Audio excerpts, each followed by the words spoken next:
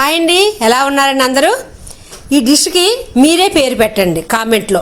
ఏం పేరు పెట్టినా పర్లేదు. పాయసం అంటారా, స్వీట్ డిష్ అంటారా, మీ ఇష్టం వచ్చినట్టు పెట్టండి. కానీ తప్పకుండా చేసుకుని తినండి. మీరు తినండి, ఇంట్లో వాళ్ళకి పెట్టండి. ఇది కర్బూజాతో ఒక మంచి డిష్ అండి. నేను మా ఫ్రెండ్ ఇంట్లో తిన్నాను, చాలా బాగుంది, అందరికీ నచ్చింది. ఈ డిష్కి కావాల్సింది కర్బూజా అండి, దాంతోపాటు చియా సీడ్స్ కావాలి. మనం ఎక్కువగా సబ్జా గింజలు కూడా వాడుతూ ఉన్నాం. ఈ మధ్యకాలంలో కూడా చియా కూడా యాడ్ అయ్యిందండి. ఈ సబ్జా అయితే ఫుల్ బ్లాక్లో ఉంటాయి, చియా సీడ్స్ అయితే వైట్ అండ్ బ్లాక్లో ఉంటాయి. ఇవి కొన్ని గంటల ముందు మనం నానబెట్టుకోవాలి. నేనైతే చియా సీడ్స్ నానబెట్టానండి. ఇవి లేకపోతే సబ్జాలు కూడా నానబెట్టుకోవచ్చు. నెక్స్ట్ ఐటెం వచ్చి చిన్న సగ్గు బియ్యాలండి. అంటే నా దగ్గర చిన్నవి ఉన్నాయి, అవి నానబెట్టాను. చిన్నవి లేకపోతే మీరు పెద్దవి కూడా నానబెట్టుకోవచ్చు. మీరు చేసే క్వాంటిటీని బట్టి 1 స్పూనా 2 స్పూన్లు అవి చూసుకుని, చియా సీడ్స్ కానివ్వండి, సబ్జాలు కానీ, సగ్గుబియ్యం కానీ దాని క్వాంటిటీ బట్టి నానబెట్టుకోవాలి. ఎందుకంటే ఎక్కువ అవుతాయి కదా నానిన తర్వాత. ఈ రెసిపీ చేసుకుని 1-2 గంటల ముందు ఇవన్నీ నానబెట్టుకుని రెడీకి పెట్టుకుంటే మన రెసిపీ తొందరగా క్విక్గా అయిపోతుంది. కర్బూజాను శుభ్రంగా కడిగేసి పీల్ తీసేసానండి. తీసేసి 2 గిన్నెల్లో సెపరేట్గా పెట్టుకున్నాను. కొన్నేమో చిన్న చిన్న ముక్కల కింద కోసి చిన్నగా ఒక గిన్నెలో వేసాను, ఇంకో గిన్నెలో సీడ్స్తో పాటు వేసేసానండి. నేను కర్బూజా జ్యూస్ చేసేటప్పుడు ఎప్పుడు ఈ సీడ్స్తో పాటు వేసి మిక్సీ చేస్తాను. లేదంటే గింజలు కొంచెం పెద్దగా ఉంటాయి, కొంచెం ఎండబెట్టుకునే టైంపాస్గా కూడా తింటాం, లేదా పేస్ట్ కూడా చేసుకోవచ్చు కర్రీలోకి. ఇది కూడా ఒక మిక్సీ జార్లో గింజలతో పాటు కొన్ని ముక్కలు వేసేసి నేను గ్రైండ్ చేస్తున్నాను. కొన్ని ముక్కలు పక్కన ఎందుకు పెట్టండి, లాస్ట్లో అవి యాడ్ చేస్తాను. మీరు కూడా ఎప్పుడైనా ఈ కర్బూజాతో మిల్క్ షేక్ కానీ జ్యూస్ చేసినప్పుడు ఈ గింజలతోటే మిక్సీ చేయండి. ఎందుకంటే అవి గింజల్లోనే, కర్బూజా కన్నా ఈ గింజల్లోనే ఎక్కువ పోషకాలు ఉన్నాయి. ఎలాగో మనం వడకట్టేస్తాం కాబట్టి ఆ పిప్పు అంతా బయటకు వెళ్ళిపోతుంది. బాగా మిక్సీలో బాగా పేస్ట్ చేసేస్తాం కదా, మన నోటు కూడా. పెద్దవాళ్ళు అయితే ఇలా తాగేయచ్చు, కానీ చిన్నపిల్లలు తాగరు కాబట్టి మనం ఫిల్టర్ చేసుకుని చిన్నపిల్లలకి ఇవ్వండి. ఇదిగో నేను ఇలా చేశాను గింజలతో పాటు మిక్సీ. నా దగ్గర ఈ పాల ప్యాకెట్ ఉంది కాబట్టి ఇది నేను వాడుతున్నానండి. ఇదే స్పాన్సర్ కాదు, మీ దగ్గర ఏం మిల్క్ ఉంటే అది వేయండి. ఇదిగో నేను పాల ప్యాకెట్ కట్ చేసి వేడి చేస్తున్నాను. పాలు కాచే ముందు కొన్ని పచ్చిపాలు చిన్న గిన్నెలో తీసుకోండి. ఎందుకంటే ఇప్పుడు మన పచ్చిపాల్లో కస్టర్డ్ పౌడర్ కలపాలి. కస్టర్డ్ పౌడర్ ఏదైనా కలుపుకోవచ్చండి, వనీలా ఫ్లేవర్ కానీ మీ దగ్గర ఏది ఉంటే అది.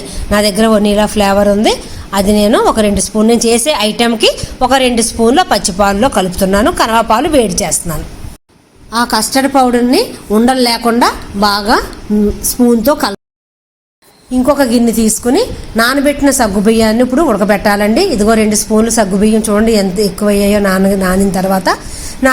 ఉడుకుతున్నప్పుడు మాత్రం స్పూన్తో తిప్పుతూ ఉండాలండి, ఎందుకంటే అడుగు పట్టేస్తుంది. ఇదిగోండి పాలు కూడా పక్కన మరుగుతున్నాయి. ఈ మరుగుతున్న పాల్లో మనం పచ్చిపాల్లో కస్టర్డ్ పౌడర్ కలిపి పెట్టుకున్నాం కదండి, అది వేస్తూ కొంచెం వేస్తూ తిప్పాలి. ఎందుకంటే కస్టర్డ్ పౌడర్ తొందరగా అడుగు కట్టేస్తుంది. తిప్పుతూనే ఉండాలండి, పెట్టేసేసి కట్టేయకూడదు, లేదా ఉండలు కట్టేస్తాయి. మనం కస్టర్డ్ ఎలా ప్రిపేర్ చేస్తామో అలాగేనండి. మన ఇది కస్టర్డ్ పౌడర్ తొందరగానే మనకి చిక్కపడిపోతుంది, అందుకే అలా తిప్పుతూ ఉండాలి. అందులో నేను కొంచెం ఎలైచీ పొడి వేసానండి, మంచి ఫ్లేవర్ కోసం. మనకి కస్టర్డ్ మిల్క్ రెడీ అయిపోయింది. ఇప్పుడు నేను ఇంకొక పక్కన కూడా మనకి సగ్గుబియ్యం రెడీ అయిపోయిందండి. మనకు ఉడికితే కొంచెం సగ్గుబియ్యం షైనింగ్గా కనపడుతుంది, సైజు కూడా పెద్ద అవుద్ది. వెంటనే మనం స్టవ్ కట్టేసి సగ్గుబియ్యాన్ని వడకట్టుకుని పక్కన పెట్టాలండి.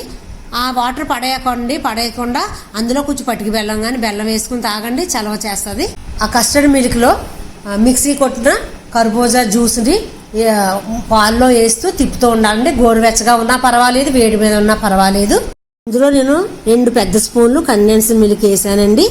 ఇది ఆప్షనల్ అండి, ఇది ఉంటే వేసుకోండి, లేకపోతే పర్వాలేదండి. ఎందుకంటే ఇందులో నేను బెల్లం వాడుతున్నాను. కండెన్స్డ్ మిల్క్ వేయడం వల్ల ఒక డిఫరెంట్ టేస్ట్ ఉంటుందండి. ఉడకబెట్టి మనం వడకట్టిన సగ్గుబియ్యం కూడా వేసి బాగా తిప్పాలండి, కలపాలి. ఇంకా నెక్స్ట్ నానబెట్టిన చియా సీడ్స్ అయితే చియా సీడ్స్, సబ్జా గింజలు అయితే సబ్జా గింజలు అన్నీ బాగా కలపండి. ఇంట్లో జరిగే కిట్టి పార్టీలు కానీ, ఎవరైనా గెస్ట్లు వస్తున్నప్పుడు కానీ, ఫంక్షన్లు జరుగుతున్నప్పుడు కానీ తప్పకుండా ఈ రెసిపీ తయారు చేయండి. ఎప్పుడు మనం చేసే పాయసాలు కాకుండా ఇది ఒక డిఫరెంట్ టేస్ట్ అండి.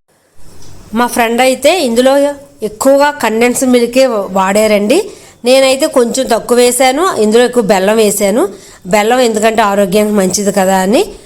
మీకు ఏది కావాలితే అది వేసుకుని తప్పకుండా మాత్రం అందరూ ఈ రెసిపీ ట్రై చేయండి.